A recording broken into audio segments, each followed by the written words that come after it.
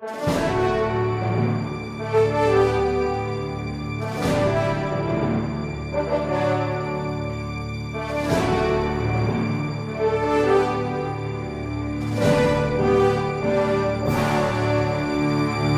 nome do Pai, do Filho e do Espírito Santo. Amém. Inspirai ao Senhor as nossas ações e ajudai-nos a realizá-las, para que em vós comece e para vós termine tudo aquilo que fizermos, por Cristo, Senhor nosso. Amém. Santa Maria, Mãe de Deus, rogai por nós. Em nome do Pai, e do Filho e do Espírito Santo. Amém. Muito bem, uma boa noite a todos. Hoje, dia de Nossa Senhora de Lourdes. Vamos nos dedicar então a esta aparição extraordinária de Nossa Senhora. Queremos já no início do programa recordar que há um ano atrás recebíamos um pouco perplexos a notícia de que o Papa Bento XVI estava renunciando ao sumo pontificado e então, hoje as nossas orações vão para ele, né, nosso Papa emérito, que Deus o conserve na sua saúde e que conceda a ele que neste tempo de reclusão e de penitência, de vida austera, monástica, né, ele realmente faça aquilo que é a coisa mais importante que nós temos para fazer nessa vida, preparar o nosso céu. Precisamos preparar o nosso céu. Então, nos voltamos para as aparições de Lourdes. Gostaria de, em primeiro lugar, já desde o início, colocar como fonte extraordinária de conhecimento sobre as aparições de Lourdes, né, o livro do padre René Laurentin. O padre René Laurentin, ele é um dos mariólogos mais famosos, né, da Igreja atualmente, foi perito no Concílio Vaticano II, nasceu em 1917 e ainda está vivo, né? Já quase centenário. O padre René Laurentin, ele fez uma obra extraordinária. Esse livro, né, que vocês têm aí um link para baixar, é um livro de 280 páginas do padre René Laurentin, mas esse livro é fruto de um trabalho extraordinário. O padre René Laurentin se dedicou de forma apaixonada a recolher todos os documentos autênticos sobre as aparições de Lourdes, testemunhos, artigos de jornal, interrogatórios, tudo. E compôs 6 volumes, né, de pesquisa. Então, é uma biblioteca de informações. E ele fez o grande serviço extraordinário de colocar para nós, em forma de relato, tudo isso. De tal forma que muitas coisas que antes eram imprecisas, contraditórias, lendas, crendices a respeito de Lourdes, a partir deste relato autêntico feito pelo padre René Laurentin, nós temos alguma coisa de uma pessoa que se debruçou e estudou profundamente, né? Então, aqui nós vemos um livro que não faz grandes interpretações teológicas. A grande preocupação do padre Laurentin é apresentar um relato autêntico das aparições. E ele o faz, né, de forma muito graciosa, sem fazer reflexões teológicas, mas também quase de forma, digamos assim, quase que um romance, por assim dizer. Se lê com muito gosto essas quase 290 páginas e está aí, né, dividido em capítulos com as datas, onde ele coloca precisamente porque ele conseguiu juntar não somente as narrativas da vidente, Santa Bernadette Soubirous, mas também as impressões que as outras pessoas davam nos interrogatórios. Então, por exemplo, ele narra, então Bernadette disse tal coisa, a irmã dela reagiu, e ele vai e consegue relatar, por exemplo, os sentimentos de ciúme que a irmã tinha naquele momento. né? São coisas interessantes, ele realmente consegue expor de forma muito pitoresca, vale muito a pena, né, ler esse livro do Padre Laurentin, que não tem nenhum livro melhor para esse campo de história, para conhecermos realmente o que aconteceu em Lourdes. Bom, está aí digamos assim, o conteúdo principal. Gostaria depois de fazer umas reflexões finais, mas antes disso nós precisamos então fazer um pequeno relato, né, do que é que realmente aconteceu. Bom, veja, o Padre Laurentin, no final do seu livro, ele diz que nas aparições de Lourdes nós poderíamos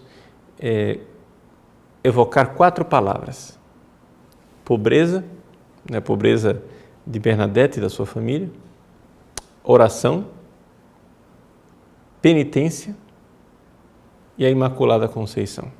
Aqui está, né, todo o mistério de Lourdes colocado em 4 pontos. Estou dizendo isso logo agora no início para vocês terem mais ou menos como um índice, digamos assim, das ideias principais. Então, primeiro a pobreza. Veja, Bernadette realmente foi uma eleita de Deus. Deus escolhe os pobres. Bem-aventurados os pobres, né? É uma coisa extraordinária a pobreza dessa menina. Ela era pobre em tudo. Pobre socialmente falando, pobre intelectualmente falando e pobre também em termos de saúde, fisicamente falando. Contar um pouco a história da família dela para vocês entenderem a situação que era vivida. O avô de Bernadette era moleiro, ele tinha um moinho, né? Ele moía o trigo, né, para fazer farinha.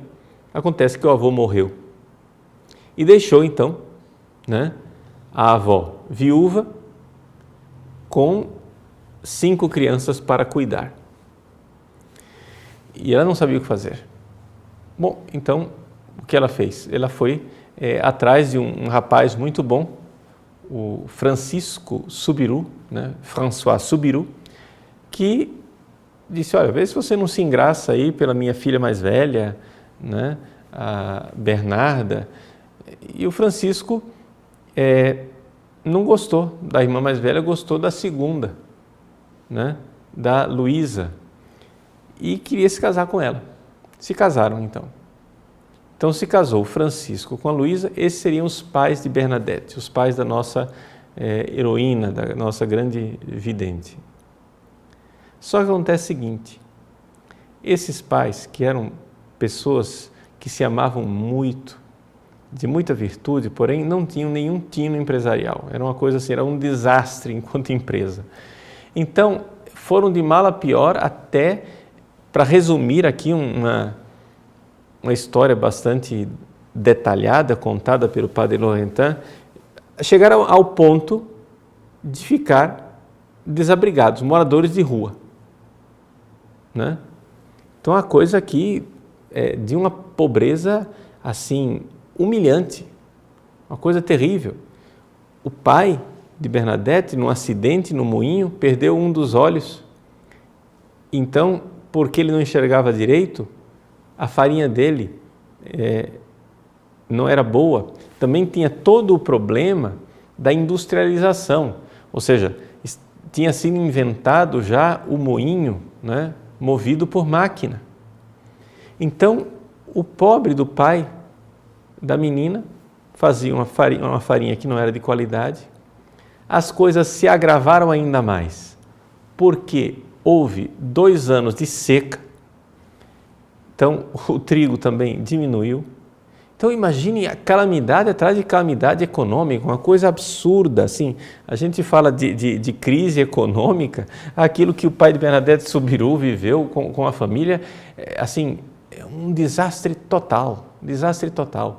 O homem, coitado, ele chegou ao ponto, quando ele finalmente saiu do moinho maior que ele tinha, não deu conta de pagar o aluguel daquele moinho e então foi para outro, chegou a um ponto que ele começou a oferecer o seu trabalho braçal para girar moinhos dos outros, porque havia quem tinha o moinho movido por máquinas, mas ainda tinha aqueles que tinham o moinho movido por vacas ou por bois, né, vacas, ou por cavalos. E é evidente que esses moinhos funcionavam melhor. Então, o que ele recebia menos como trabalhador do que se pagava pelo aluguel de um boi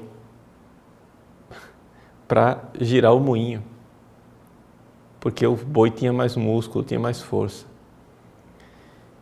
E assim foi. A pobreza, de pobreza em pobreza, até o desastre final de ficarem desabrigados, e tiveram que depois ficar na casa morando de favor, na casa de um familiar, num lugar que recebeu o apelido de prisão, de calabouço, né? Le cachot, né? O calabouço, a prisão.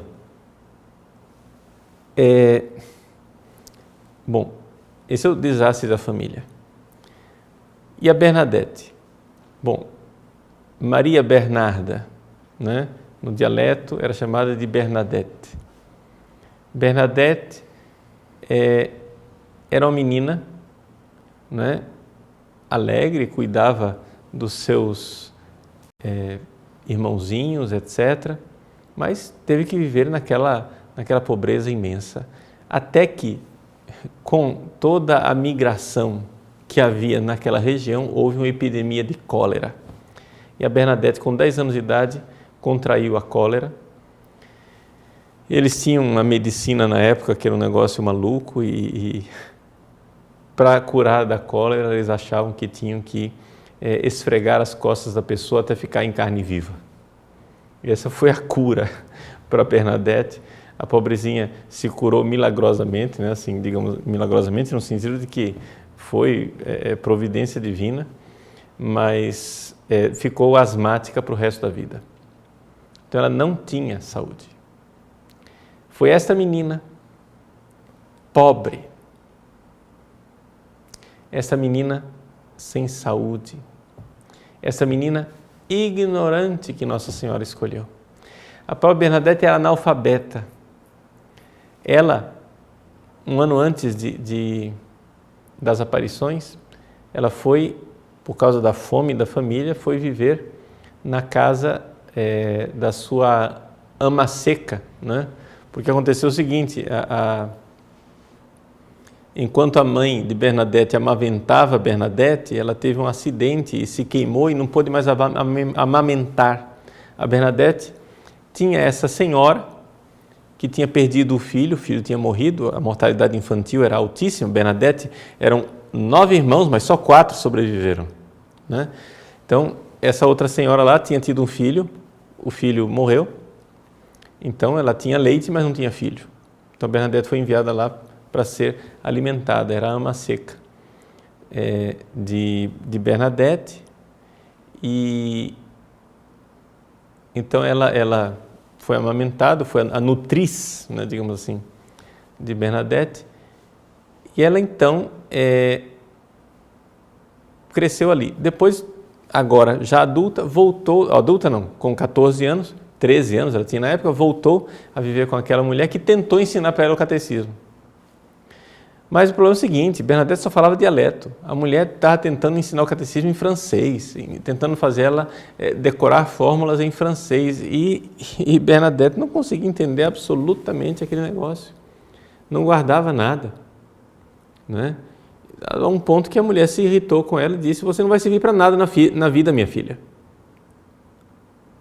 Então Bernadette estava sendo tão maltratada na casa daquela mulher que ela voltou para os seus pais. E foi aí que aconteceram as aparições. A primeira aparição, ela é conhecida, digamos assim, a narrativa, mas vale a pena a gente ouvir para quem nunca ouviu, né?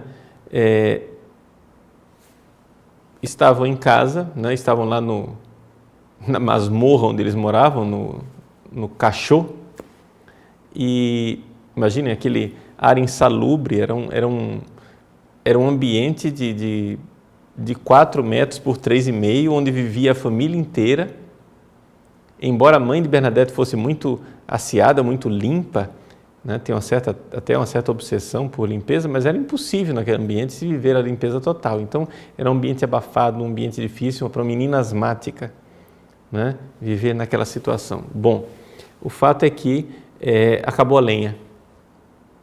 Acabou a lenha, eles perguntaram, mas escuta, e a lenha que nós pegamos ontem? Teve que vender para a gente ter o que comer. Venderam a lenha que eles tinham, então vamos pegar lenha. Então lá foi, né? Bernadette com a irmã mais nova e uma amiga pegar lenha. Elas foram pegar lenha, caminharam, até que finalmente chegaram numa região perto do rio, né? E perto do rio havia também um pequeno córregozinho que confluía com o rio. E elas achavam que ali iam achar muitos gravetos e muita lenha. As duas meninas, imagine, 11 de fevereiro, é inverno na Europa, né? Havia muita neblina, também depois garoa. Bom, as meninas atravessaram o pequeno córrego para pegar lenha do outro lado, mas Bernadette tinha medo de desobedecer a mãe, porque da família dela todo mundo usava tamanco, mas ela era a única que tinha meias por causa da asma. E ela não queria se molhar naquela água fria. Pediu para as meninas, coloquem pedras aí para eu pisar nas pedras e atravessar. Não quiseram. A irmã mais nova disse, eu te carrego nas costas. Não imagina, você vai me carregar nas costas, eu tenho 14, você tem 11 anos de idade, não vai dar certo. Mas a fulana lá, né, que é maiorzinha, pode me carregar, mas não quis. Não carregou. Resultado da conversa, as duas meninas foram para o outro lado do riacho, Bernadette ficou do lado de cá. E do outro lado do riacho havia o quê? Havia uma gruta, né? Essa gruta era chamada pelo pessoal local de Massabielle. Massabielle quer dizer, vieille com V, é velha. Era a rocha velha. Massabielle. Só que no dialeto local, eles trocavam o V pelo B, ficou então Massabielle, né? Então essa gruta estava lá. Dentro desta gruta havia um lugarzinho onde havia dentro, escavado naturalmente dentro da própria gruta, um nicho, onde estavam lá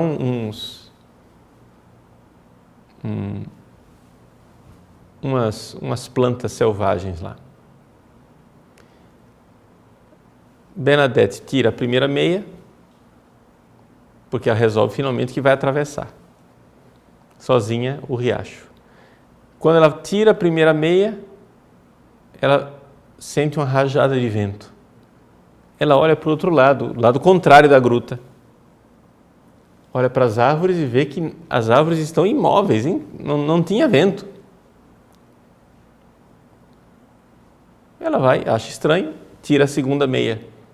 Quando ela tira a segunda meia, uma outra rajada de vento, e dessa vez ela olha para a gruta e vê que começa a brilhar. Naquele nicho aparece uma menina. Digo uma menina por quê? Porque quando apresentaram a imagem de Nossa Senhora de Lourdes, Bernadette disse que ela estava muito mais velha do que aquilo que de fato apareceu. Então, Bernadette sempre fala da dama, a senhora por respeito, mas me parece que era muito mais jovem, não é? Então apareceu essa moça. Apareceu uma moça vestida de branco com uma faixa azul, um rosário de dourado e duas rosas douradas ou amareladas nos pés. Bernadette olha para aquilo e sente imediatamente, instintivamente, é tudo em silêncio, nada, não há nenhuma palavra. Aquela moça sorri, Bernadette instintivamente começa a revirar os bolsos do seu avental para procurar o terço. Ela não sabia catecismo, ela não tinha feito primeira comunhão, ela só sabia rezar o terço sem meditar os mistérios, porque ela só sabia o Pai Nosso e a Ave Maria. Com muita dificuldade, né? Se ajoelhou.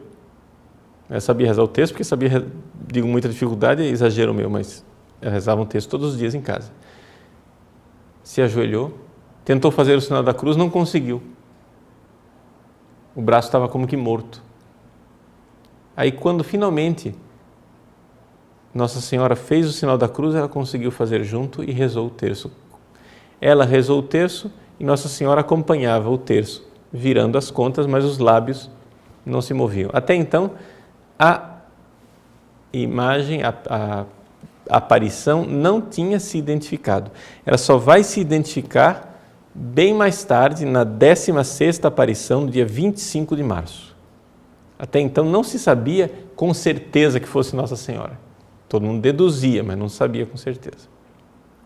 Bom, Bernadette, então, teve esta aparição. As meninas, logo depois de terminar a aparição, ela se sentiu revigorada. E isso é uma das coisas bonitas, assim, mais do que a aparição. O que me deixa assim edificado é a santidade de Bernadette. Porque só o fato de ter amado Deus e Nossa Senhora naquele momento, ela se sente revigorada. Ela passa pela torrente ali de água fria e reclama com as meninas: vocês disseram que a água estava fria, a água não está fria coisa nenhuma. Ela estava quente, né? Revigorada, cheia de energia. Ela que era mais fraquinha de todas, porque asmática, conseguiu carregar os feixos de lenha para casa sem ofegar, sem dificuldade, etc. E ardia nela aquele desejo de rever a Senhora. De rever a Senhora. Aquela Senhora de uma beleza. Mais tarde, num dos interrogatórios dela, um ateu vai perguntar para ela: como era o ateu queria pegá-la, como todo mundo achava que ela era uma farsa, era uma atriz, ela estava fazendo de conta que Nossa Senhora estava aparecendo. Então o ateu foi lá para prová-la, perguntou para ela: como é que é esse sorriso dessa mulher? E Bernadette, que era ignorante,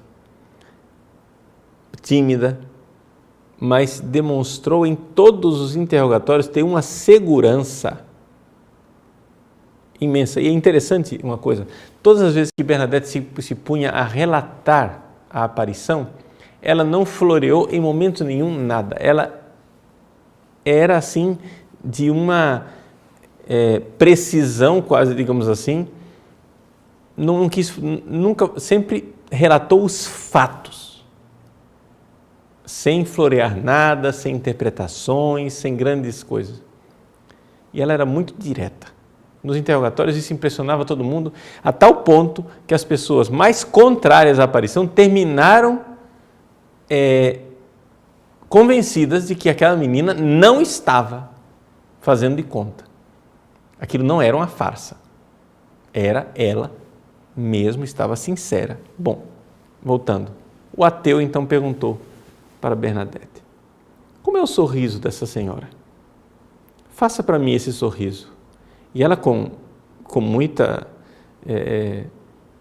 sinceridade e muito direta, disse: ah, Senhor, precisaria ser do céu para você conseguir repetir aquele sorriso. Ah, mas você sabe, eu sou ateu, então eu não acredito em aparições. Seria bom que você fizesse o sorriso para mim. Bernadette ficou séria, triste. Então o senhor acha que eu estou mentindo? então já que o Senhor é um pecador e nega a Deus, eu irei sorrir para o Senhor. E ela sorriu. E aquele homem ficou tão, assim, tocado por aquilo, que ele realmente saiu de lá abalado com o sorriso de Bernadette. Bom, a menina foi evidentemente achincalhada, apanhou da mãe, o pessoal batia na cara dela, dizia que era uma palhaça, que ela era uma farsante, mas muitas pessoas começaram a acreditar, não é? Quando ela, numa das aparições, não é? Na terceira aparição, se não me engano, Nossa Senhora finalmente falou com ela, não é? É interessante, o padre Laurentin, ele diz, a mensagem de Lourdes é pobreza, essa é a eleição de Nossa Senhora que escolhe os pobres, os humildes, mas a oração. Ou seja, durante várias aparições, nada aconteceu a não ser oração. Oração pacífica. Médicos pegavam o pulso de Bernadette enquanto ela estava em êxtase, abstraída de tudo que estava ao redor, né? Colocaram velas durante 2, 3 minutos, queimando ela e nada aconteceu. Médicos pegavam o pulso dela, o pulso estava normalíssimo, a respiração não estava ofegante, pacífica, o rosto de uma beleza, de uma paz, de uma tranquilidade. Oração, simplesmente isso. E o que é oração, gente? O que é oração? Oração é amar Jesus, amar Deus, generosamente amar. Como diz Santa Teresa d'Ávila, a oração é a porta do castelo. A oração é a porta para nós entrarmos no nosso coração, né? Eu gostaria de fazer um programa ao vivo sobre essa questão da oração, para ensinar vocês um pouco a rezar, aqueles que são iniciantes, que gostariam de saber como começar a rezar. Mas essa realidade da oração, amar, poder amar. Só isso. Nada a pedir. No início não se pedia nada. Somente amar. Simples. E isso já rejuvenescia, deixava a paz, deixava aquela menina que estava sofrendo tanto, né? Tantas humilhações, tranquila. E em todo momento aqui, a humildade de Bernadette é admirável, né? A humildade de Bernadette é admirável. Bom, então, nessa terceira aparição, Nossa Senhora falou e disse a Bernadette, e isso é importantíssimo, e acho que todos nós poderíamos receber essa promessa de Nossa Senhora muito a sério. Eu não te prometo a felicidade aqui na terra, mas eu te prometo a felicidade no céu. Isto é o cristianismo. Não que a gente precise viver uma vida desastrada aqui nessa terra. Essa vida é bonita. A vida desse mundo é bonita, mas a ênfase não está nessa terra. Bernadette, eu não te prometo. E de fato a menina não teve descanso aqui nessa terra. Ela então recebeu essa promessa de Nossa Senhora, me parece que 2 vezes, né? Aconteceu essa história na terceira aparição e, se não me engano, na sexta aparição. É que são tantos detalhes, né? Eu fiz algumas anotações aqui, mas talvez eu tenha errado nas minhas anotações. Bom, então essa é a segunda mensagem, né, das aparições de Lourdes, oração. Terceira mensagem, penitência. Né? Na 8ª aparição, Bernadette, que sempre parecia tão feliz, tão tranquila, tão plácida, durante as 7 aparições, transfigurada ali, estática, na 8ª aparição ela ficou, de repente, triste, sombria. Nossa Senhora tinha pedido a ela de rezar pelos pecadores. E ela começa então a beijar o chão e caminhar de joelhos, beijando o chão a cada passo. Nossa Senhora havia pedido isso a ela para fazer uma penitência simples, veja, uma penitência humilhante diante de todo mundo ali, mas uma penitência simples pelos pecadores.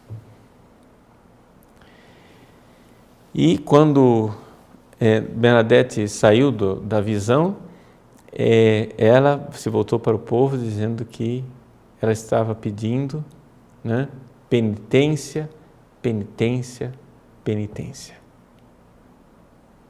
Vejam como aqui as aparições de Nossa Senhora todas se encaixam. O que eu acho interessante em algumas pessoas que são aparicionistas, ou seja, tem gente que gosta muito de colecionar informações sobre aparições, vão atrás de informações, vão atrás de aparições, isso, aquilo. É as pessoas não levarem a sério a mensagem de Nossa Senhora. Porque fica todo mundo preocupado com previsões futuras, né? Não, porque em Fátima falou tal coisa que ia acontecer no futuro.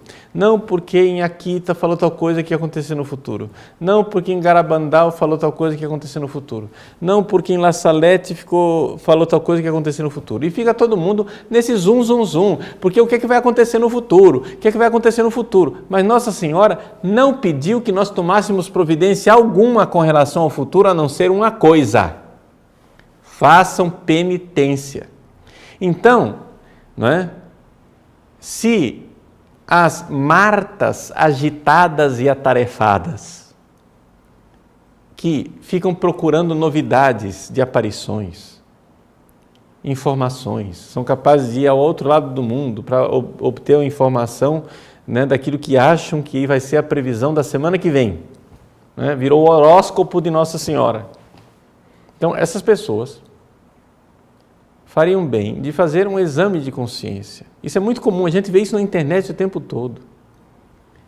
Pessoal, não, você sabe tal coisa e troca informações sobre tal aparição, tal aparição, tal aparição, e não tem ninguém fazendo penitência. Nossa Senhora disse penitência, penitência, penitência. Na aparição de Fátima, o anjo, né, repetindo penitência, penitência, penitência. Em todas as aparições, Nossa Senhora pede penitência. Por quê? Porque as realidades futuras, que ela pode até anunciar em algumas aparições, são condicionais. Acontecerá se não fizermos penitência. E fica todo mundo, né, olhando as aparições de Nossa Senhora como se fosse um gibi, um almanaque, para saber o que é que vai acontecer no ano que vem, ao invés de tomar vergonha na cara e fazer penitência. E por que penitência, Padre Paulo? Pela mesma razão da oração. Amor. Amor. Vejam, não é possível, nós marcados pelo pecado original, egoístas como nós somos, não é possível amar sem fazer penitência, sem sofrer por alguém. Não é possível, simplesmente isso não existe. Por quê? Por uma razão muito simples. Nós temos uma lei dentro de nós. Foge da dor, busca o prazer. Essa é a lei do nosso egoísmo, é a filáusia. Foge da dor, busca o prazer. Como é que você quer amar? Você diz que é cristão. Você chega e diz, não, eu sou contra a penitência, porque o nosso Deus é o Deus do amor. Nosso Deus é o Deus do amor. Nosso Deus não quer dor, Ele é amor. Mas escuta aqui, meu irmãozinho, como é que você faz um juramento de que não quer sofrer e pretende amar alguém? É absurdo. Faça um exame de consciência, veja na sua vida quem são as pessoas que você tem certeza que amaram você. São as pessoas que sofreram por você. Agora você não quer sofrer, e se você não quer sofrer, você não quer amar ninguém. Se você fez um juramento de que você não quer sofrer, você não ama ninguém. Você não ama ninguém. Você é um porco egoísta.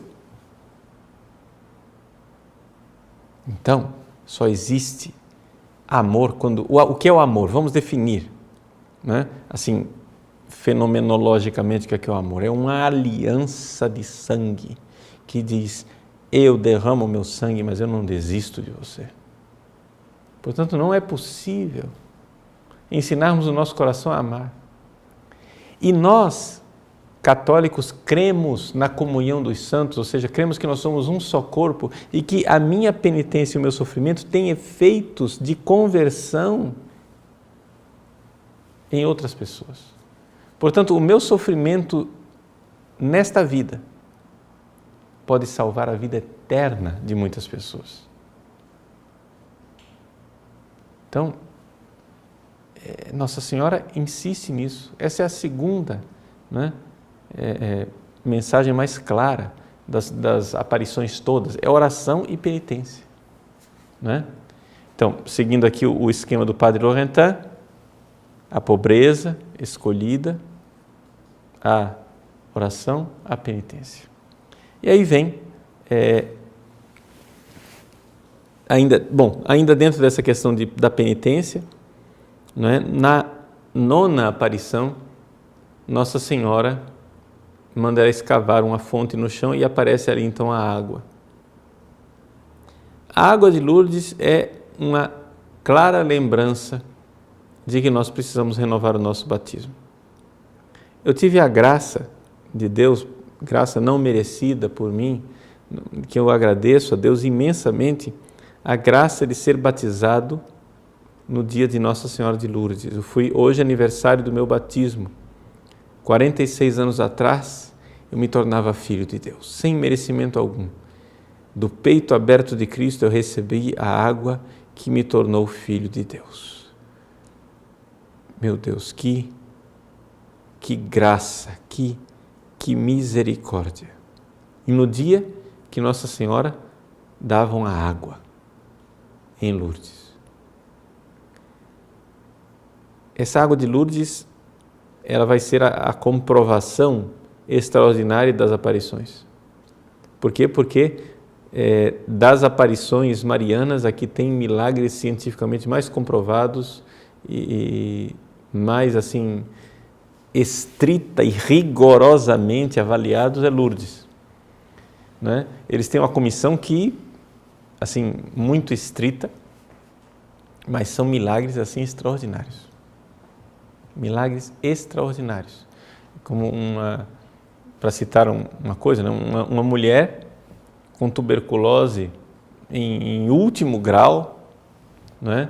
Que foi internada em hospitais especializados em tuberculose, com os pulmões completamente prejudicados, já na sua última fase, já tinha perdido 25 quilos, já estava esquelética, escarrando sangue, não conseguia comer, não tinha mais apetite.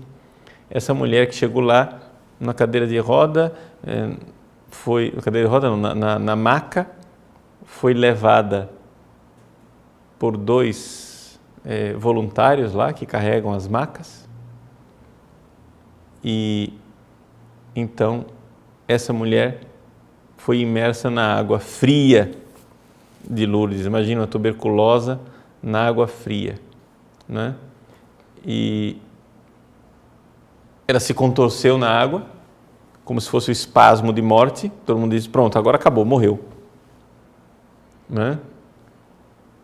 E quando quiseram pegá-la de volta, ela resistiu, ficou de pé, saiu instantaneamente curada, louvando a Deus, se colocou na frente da imagem de Nossa Senhora de joelhos, cantando Ave Maria. Ofereceram para ela uma cadeira de rodas, ela não aceitou. Estou curada, e saiu curada. E de fato, curada estava. Instantâneo, uma coisa assim absurda. Pessoas curadas que não tinham nervo óptico enxergaram. O soldado com as retinas descoladas enxergou. O primeiro milagre que houve foi ainda ali nas aparições, né? A primeira cura aconteceu na 12ª aparição, uma mulher que tinha tido o braço esmagado por um tronco, estava grávida, não conseguia mover os dedos, né? Teve uma intuição, às 3 da manhã, ela acorda e diz, eu tenho que ir para Lourdes, e vai para Lourdes lá, leva os filhos, chega lá em Lourdes, lá durante a aparição, sente uma dor imensa no braço, imerge o braço na água, o braço fica curado, os dedos se movem, ela vai para casa para dar luz ao filho, né? Que nasceu, recebeu o nome de João Batista e depois foi padre. Pronto. Quer dizer, assim, coisas extraordinárias. Então, esses milagres da fonte de Lourdes. Mas a quarta coisa, e aí eu quero com isso encerrar a nossa meditação de hoje, é a questão da Imaculada Conceição. Vejam, o Papa Pio IX tinha um método de evangelização bastante ousado. Por quê? Porque interessante é isto. Vejam, durante vocês se lembram que a Revolução Francesa foi em 1789, não é? As aparições de Lourdes, né, foram a menos de um século de distância. Foi em 1858. Então, a França inteira estava numa situação de anticlericalismo, contra a igreja, racionalismo e, não somente, rejeição total ao Papa. Né? Quando o Papa, para vocês terem ideia da situação da França naquela época, quando o Papa Pio IX quis declarar a Imaculada Conceição como dogma infalível e a infalibilidade papal, a maior resistência que ele recebeu foi dos bispos franceses. Muitos dos bispos franceses que até acreditavam na Imaculada Conceição, até acreditavam na infalibilidade papal, mas eles achavam que era suicídio, não é? O Papa fazer aquilo. Bom, o que aconteceu? O Papa Pio IX fez exatamente, ele sabia que para fazer algo com a igreja que estava tão desunida, tão atacada, internamente desunida e atacada externamente, não é?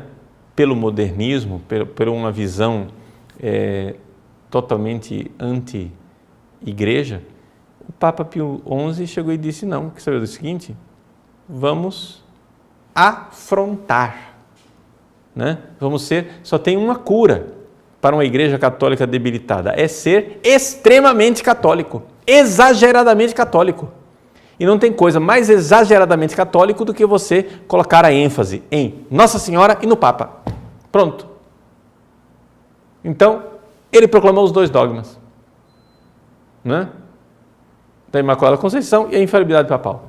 E aí está o método, né, pedagógico de tratamento de choque de Pio IX, do bem-aventurado Pio IX, que é beatificado. Pois bem, em 1854, 4 anos antes das aparições de Lourdes, o Papa Pio IX havia declarado infalivelmente que Nossa Senhora era imaculada. Para deixar todos de boca aberta e perplexos diante da ousadia e da coragem. Porque dentro da própria igreja havia debate. E ele põe um ponto final no debate. Se você quiser ser católico, tem que acreditar que Nossa Senhora é imaculada e acabou. Senão está excomungado. Pois bem, A nossa pequena Bernadette Subiru não sabia que nome tinha Nossa Senhora.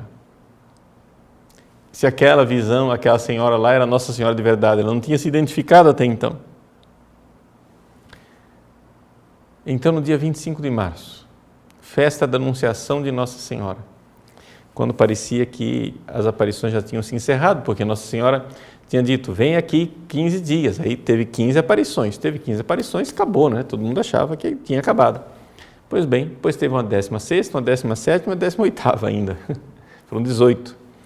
Na aparição número 16, dia 25 de março, Bernadette vai lá, fala com o padre diz, não, você tem que pedir para Nossa Senhora se identificar. Ela pediu uma vez, nada. Na aparição número 15, Nossa Senhora não deu nome. Na aparição 16, quando ninguém esperava, ela diz, em dialeto, muito claramente, eu sou a Imaculada Conceição. Bernadette nunca tinha ouvido falar daquilo. Nunca tinha ouvido falar essa expressão. Ela saiu de lá alegre, contente, repetindo aquela frase para não esquecer. Eu sou a Imaculada Conceição. Eu sou a Imaculada Conceição. Até que chegou na porta do padre, bateu na porta do padre e disse, padre, a senhora disse quem ela é. Je suis l'Immaculée Conception. O padre ficou perplexo. Aquela menina, ele sabia perfeitamente, ele tinha atendido ela em confissão, né? Ela não tinha feito ainda a primeira comunhão. Ele sabia perfeitamente o grau de ignorância daquela menina, que ela não saberia absolutamente dizer isto. Mas disse. E Nossa Senhora se identifica então como Imaculada Conceição, corroborando o método pastoral, digamos assim, ousado e selvagem de Pio IX. Querem unir a igreja? Sejamos profundamente católicos. Ou seja, esta coisa da gente, da timidez de ser católico, de passar a mãozinha nos opositores da igreja, né, de ficar tomando chazinho com o lobo que quer comer as ovelhas, não funciona. Lobo só entende uma única conversa, não é? É uma paulada no meio da moleira, não tem outro argumento. Então, o método pastoral de Pio IX foi esse. Nossa Senhora e Papa, pronto. Que serve de exemplo para nós. Então, a Imaculada Conceição é algo que pode nos deixar um pouco perplexos. Por quê? Porque como é que Nossa Senhora, que aparece pedindo para orar e fazer penitência pelos pecadores, aparece com o título de Imaculada? Ela podia aparecer com o título de Mãe de Misericórdia, Mãe dos Pecadores, mas ela aparece exatamente como sendo aquela que é sem pecado. Poderia ser desestimulante, mas não é. O que aconteceu é exatamente isso, que Nossa Senhora aparece como Imaculada, porque ela vem para nos dar uma notícia. É possível sermos santos e santos perfeitos ainda nesse mundo. É possível sermos santos e amar a Deus perfeitamente. É o que acontece com os santos de sétima morada, os grandes santos. Ou seja, nós precisamos confiar na graça. Bernadette Subiru, para nós, é um grande exemplo disso. Ela, na humildade, amou Deus de forma extraordinária. Nas suas humilhações, nos seus sofrimentos. Terminou as aparições, era com 14 anos de idade, todo mundo ia atrás dela para saber, para ouvir o relato, para saber como era a coisa. A família dela nunca aceitou nenhum presente, nenhum dom, nada, achavam aquilo absolutamente inaceitável, que eles subissem de vida. Claro, eles melhoraram de vida, por quê? Porque dali para frente, o pai de Bernadette, que era considerado um malfeitor, porque tinha sido até acusado de roubar 2 sacos de farinha injustamente, né? e ficou preso durante 9 dias, ele depois conseguiu emprego e começou a sustentar a família honestamente, começou a ter casa, né, honesta, começou a administrar um moinho e conseguiu as coisas, mas através do seu trabalho, não através de doação. Bernadette então começou a se recolher com as irmãs para ajudar os pobres, etc. Perguntaram para ela, mas você não quer se casar? O bispo perguntou para ela, você não quer se casar? Ela disse, não, nem pensar. Então, você não quer ser religiosa? Veja a resposta de Bernadette. Eu não sou ninguém. Eu não tenho condições de ser religiosa. Por quê? Porque ela tinha pensado em ser carmelita, mas a vida carmelita era uma vida de muita penitência, ela não tinha absolutamente saúde para isso. Ela não seria nunca aceita no Carmelo. Então o bispo conseguiu que ela fosse então aceita entre as irmãs de Nevers, e ela entrou com 22 anos de idade no convento de Nevers. A mestra de noviças, né, e madre superiora depois, Thérèse Vauzou, achava que ela deveria tratar Bernadette com maior rispidez do que todas as outras, porque ela precisava humilhar Bernadette para que ela não ficasse soberba por causa das aparições, porque todo mundo sabia que ela era vidente. E Bernadette aceitou aquele tratamento dizendo, é isso mesmo. Quando ela chegou no convento, as irmãs perguntaram, o que é que você sabe fazer? Ela disse, eu sei fazer muito pouca coisa e o pouco que eu sei fazer mal feito. E ela de fato recebeu alguns encargos no convento, mas logo caiu doente, depois ficou como enfermeira, ficou como sacristã, etc. Mas logo a doença, né, ela teve uma tuberculose nos ossos, que atingiu o joelho dela, e ela então teve que ficar na cama e faleceu aos 35 anos de idade. O corpo dela ficou incorrupto. Durante todo o período em que velaram o corpo, ela parecia estar dormindo. Depois foi enterrada, 30 anos depois, desenterraram o corpo dela. Por que somente 30 anos depois? Porque aconteceu o seguinte, a superiora, né, a madre Vauzou, achava que Bernadette não era santa e que ela não tinha qualidades para ser canonizada. Então, por respeito à madre, não se tocou no processo de beatificação dela. Quando finalmente a madre morreu, fizeram o processo de beatificação, aí foram exumar o corpo, estava lá intacto. O crucifixo dela estava todo comido, esverdeado, o terço também oxidado, né, tudo oxidado, ou seja, havia umidade, mas o corpo estava como se ela estivesse dormindo.